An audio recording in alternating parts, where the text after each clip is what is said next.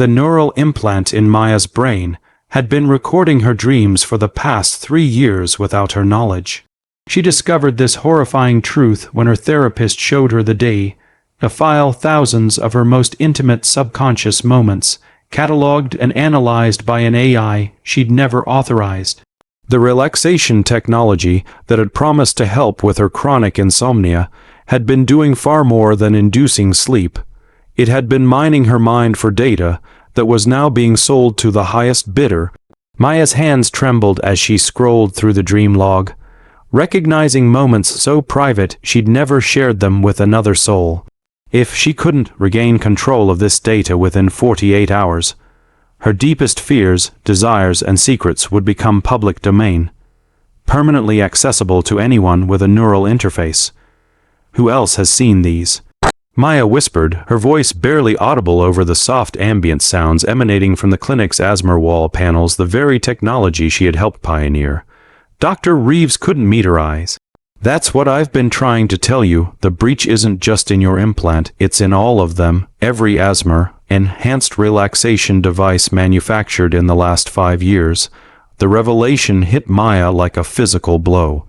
Millions of people use these devices daily, trusting them with their most vulnerable moments. And she, as lead developer at NeuroSoothe, had unknowingly built the back door that made this invasion possible. The weight of this betrayal crushed against her chest as she struggled to breathe. How could she possibly make this right?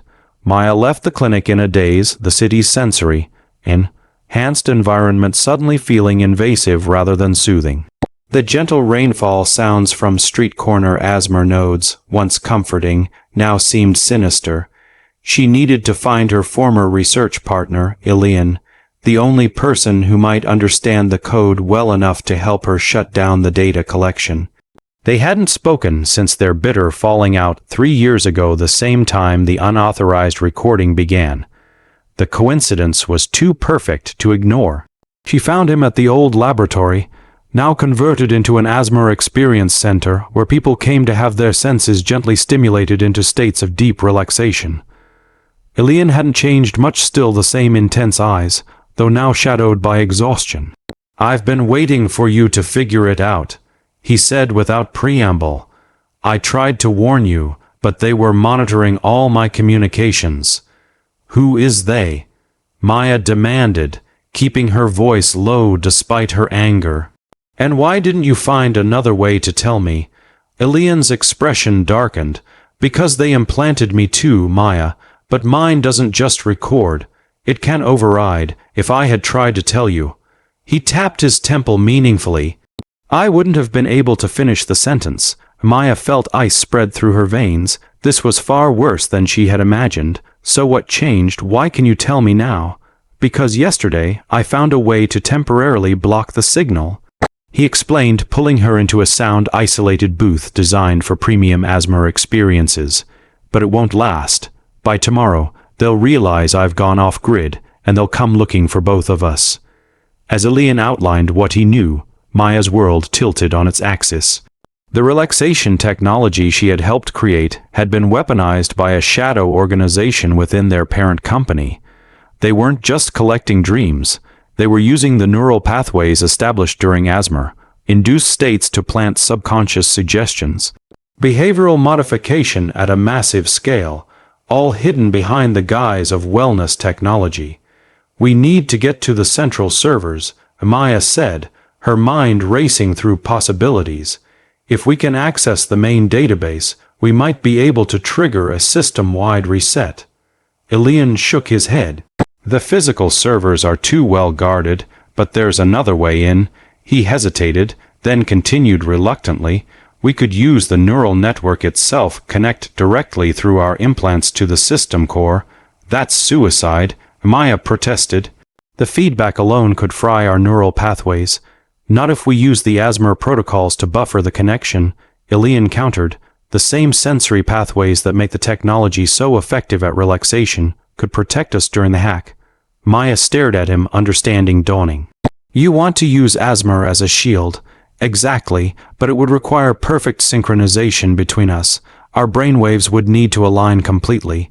The implication hung in the air between them. Such deep neural synchronization was rare and typically only achieved between people with profound emotional connections. Despite their professional history, Meyer and Elian had always maintained careful boundaries. To do what he was suggesting would require dismantling those walls completely. There has to be another way, Meyer insisted, though she already knew there wasn't. Elian's eyes softened.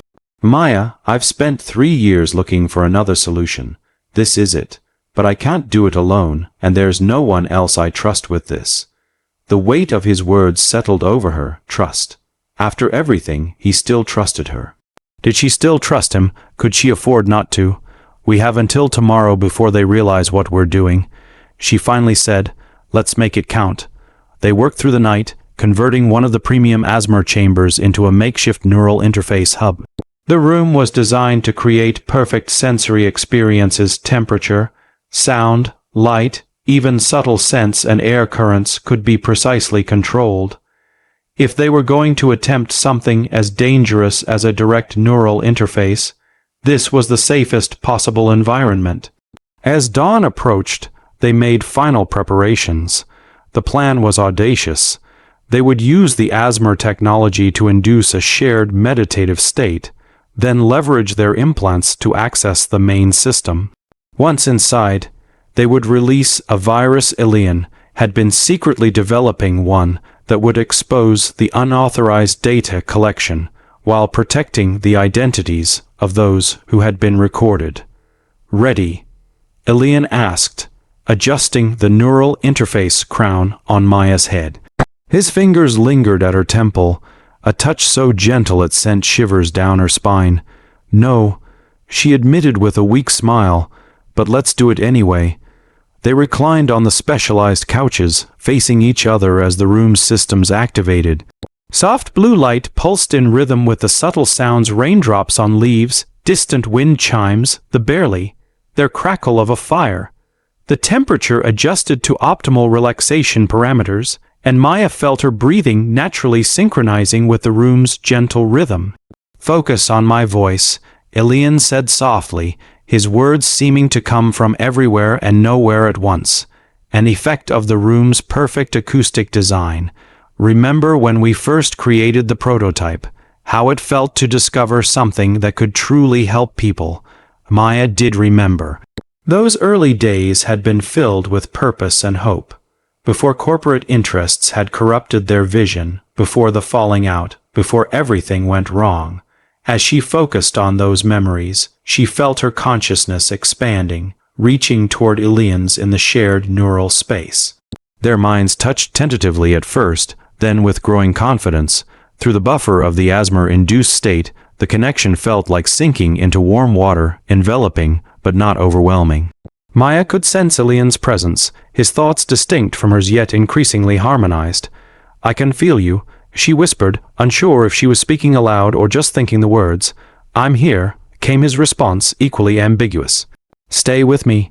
Together, they pushed deeper into the system, following pathways only visible in this shared state. The neural architecture of Neurasu's network unfolded around them like a vast, complex city of light. Beautiful, Maya thought, even as they searched for its darkest corners. They found what they were looking for in a heavily encrypted sector, the dream repository. Billions of stolen moments stored in compressed data packets. Alongside it, something even more disturbing. The suggestion protocols, sophisticated algorithms designed to plant ideas during vulnerable asthma states. Now, Elian's voice guided her. Together, they deployed the virus, watching as it spread through the system, illuminating hidden connections and exposing unauthorized access points. But something was wrong. The system was fighting back, security protocols activating faster than they had anticipated. Maya felt a sharp pain lance through her consciousness as defensive measures targeted their connection. Elian, she called out, feeling their synchronization wavering. Hold on. He responded, his presence in the shared space suddenly stronger, wrapping protectively around her consciousness. I can buffer you, but I can't maintain the connection at the same time. You'll have to complete the sequence. Meyer understood what he wasn't saying. He was sacrificing himself, using his own neural pathways to shield hers from the system's counterattack. "No," she protested, "we do this together or not at all. There's no time to argue," he insisted. "The virus needs one final command sequence to complete its work. You know what to do." She did know, but the cost seemed too high. In their shared mental space, she reached for him, their consciousnesses intertwining more deeply than before. In that moment of perfect connection, memories flowed between them, not just of their professional collaboration, but of all the unspoken feelings that had simmered beneath the surface for years. "I never stopped caring about you." Elian's thoughts came to her, clear as spoken words. "Even when I had to push you away to protect you." The revelation stunned Maya. All this time, she had believed their falling out had been about professional differences about the direction of their research. Now she understood he had distanced himself when he first discovered the company's true intentions, hoping to keep her safe. "I'm not losing you again," she insisted, gathering her strength. With a surge of determination, she completed the virus deployment while simultaneously reinforcing their shared neural shield, refusing to let Elian bear the brunt of the system's attack alone. The pain was excruciating as the security protocols lashed out, but they held firm together. Gradually, the assault subsided as the virus took full effect, systematically dismantling the unauthorized surveillance while preserving the beneficial aspects of the technology. When Meyer opened her eyes, she was back in the asthma chamber, the gentle sounds continuing as if nothing extraordinary had happened. Elian was watching her from the adjacent couch, his expression a mixture of exhaustion and wonder. "We did it," he said simply. "We did," she agreed, reaching across the space between them to take his hand. "But what happens now?" The virus had exposed the truth to the world. By morning, everyone with a neural implant would know their dreams had been recorded, but also that the data had been secured and the surveillance ended. Neurasoothe would face investigations, lawsuits, possibly criminal charges for those responsible. The technology they had created with such hope would be forever tainted. "Now," Elian said, squeezing her hand, "we rebuild. Not just the technology, but trust. People need what Asmer can truly offer: healing, relaxation, connection. They just need to be able to trust it again." Maya nodded slowly. The road ahead would be difficult, but for the first time in years she felt a sense of purpose returning. "Together?" she asked, the question encompassing far more than just their professional future. Elian's smile was answer enough, but he spoke anyway. "I'm not making the mistake of letting you go again."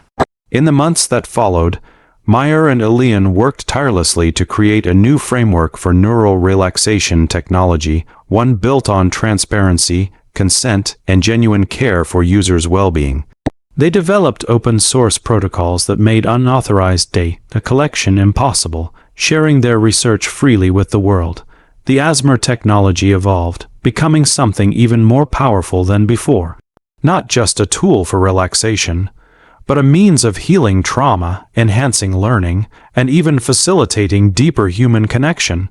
The neural synchronization that Maya and Elian had experienced became a carefully controlled therapeutic option for those seeking to overcome communication barriers or heal relationship wounds. 1 year after their neural interface adventure, they stood together at the launch of their new venture, Resonance, a company dedicated to ethical sensory technology. As Maya looked out at the crowd gathered for the announcement, she felt a profound sense of coming full circle. "If our story has shown us anything," she told the audience, "it's that technology is only as good or as harmful as the intentions behind it. At Resonance, we believe in the power of connection, to each other, to ourselves, and to the world around us. We believe that when we truly listen, both to others and to our own needs, healing becomes possible." The response was overwhelming. People whose lives had been touched by the original Asmer technology, now eager to experience its evolution. Many shared how the relaxation techniques had helped them through difficult times, Even before the truth about the data collection had come to light, the potential for positive impact remained enormous. That night, as Maya and Elian walked home through a city now filled with ethical sensory enhancements of their design, she reflected on how much had changed. The soft rainfall sounds from street corners were comforting once again. The gentle lighting, designed to reduce stress, felt like a gift rather than an intrusion. "Do you ever regret it?" she asked him. Creating the original technology, knowing what it led to. Elian considered the question carefully. "I regret the harm that was done," he said finally, "but I can't regret the journey that brought us here." He stopped walking, turning to face her under the soft glow of a sensory-enhanced streetlight. "Some paths, however difficult, lead exactly where we need to go," Maya understood.